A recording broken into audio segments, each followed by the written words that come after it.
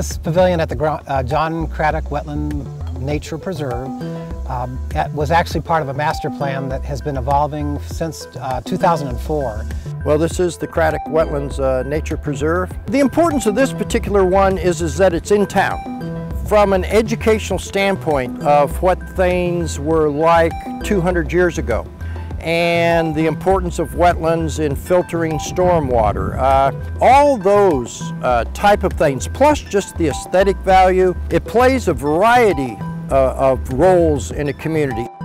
We were asked to consider using this project for a number of years in a phased manner to build the boardwalks, the decks, the trail system, the arrival spaces.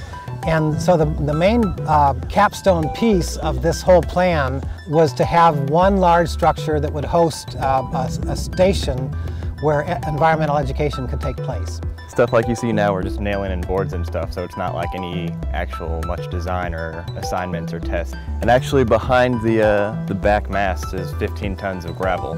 So for like 3 weeks there, we were just shoveling and leveling out the backfill. So we're really just kind of doing more of the build and just kind of learning about techniques so that we can use later. So when we are designing stuff, we know like methods of how it's going to be built.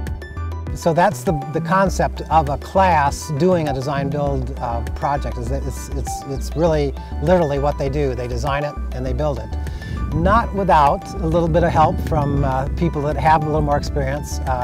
So the faculty have to support it a bit with some expertise, and it has evolved to the point where these projects that we've been doing with the community are substantial enough that they really require often additional professional contractors that can help us with some of the larger work.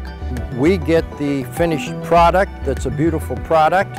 They've got actual experience to put on their resume. This basically is part of that immersive learning that Ball State's been promoting.